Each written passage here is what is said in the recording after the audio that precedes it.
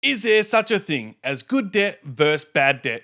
Isn't all debt bad? How many times have you seen on TikTok or Instagram posts that continuously say a car is bad debt and a house is good debt? There are certainly different types of debt and some are considered better than others. But it's important to know the differences between good and bad debt because they can have very different effects on your finances and personal growth in the long run. In this video, we'll discuss all the important differences between good and bad debt. And are people just full of it or do they really have something here? And hopefully by the end of this, you can be well on your way to learning how to treat property like a business. And if you haven't already, make sure you click on the follow button below and also let me know your problems in the comments you have on your journey and I'll create a video for you. How much effort will you put in? What are you willing to do to get there will determine how far you go. A little bit about me. I'm Scott Lavoon. I'm the founder of Wealth Through Property. I started investing in property at the age of 30 years old while working a full-time job as a tradie. I wasn't on a big income and within the space of 3 years with the right mentors, I was able to build a system where I was able to retire with over 10 properties and over 100,000 in passive income.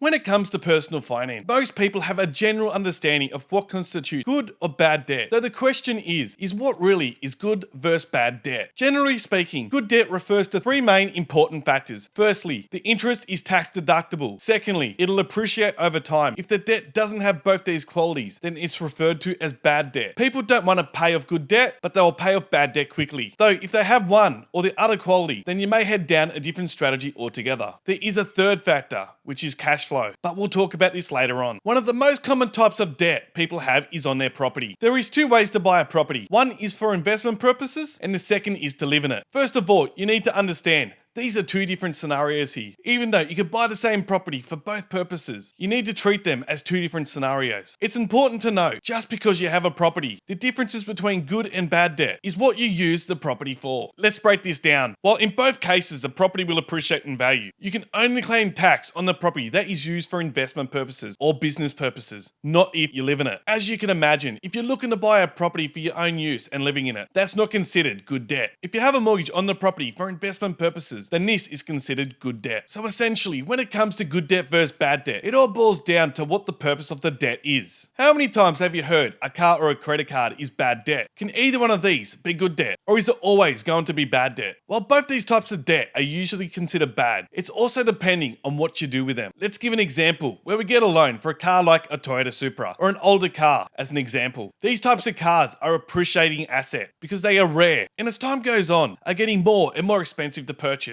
So we have one factor there, which is it appreciates in value. What if you decide to use it for business purposes and start doing high school formals or wedding? We are now generating cash flow from this. And because it's used for business purposes, the interest for the loan is tax deductible. So we can see now how this would then become good debt and not just any old card that depreciates in value. The same can be said about credit cards. What are you going to use your credit card for? Personally, I don't believe in having credit cards. There is just way too much temptation and it's way too easy to get sucked into debt and not pay the balance off in full. But what happens if you do use your credit card for business purposes or investment purposes? Are they considered good debt or bad debt? This goes down back to the first question. Is it appreciating or depreciating? Then you have to look at what you use the credit card for. If it's for business purposes and it's tax deductible, then this turns into good debt. One other important consideration is cash flow. If you have a high interest rate and can't afford to pay it off, this will become bad debt, even if it appreciates over time. An asset that produces cash flow, whether it's considered active or passive income, is important here. The last thing you want to be able to do is losing money on debt. So if you cannot afford to pay it off each month, then charging this on a credit card is not good debt. Also, if your appreciation is less than the interest you pay and you're receiving no cash flow from it, then this is also considered bad debt. There can be a trade-off between cash flow and appreciation, but it's important to understand that if you invest in the right things, then you do not need to trade this off. This is why most people invest in property, because it just doesn't cover the two main factors, but it covers the third also,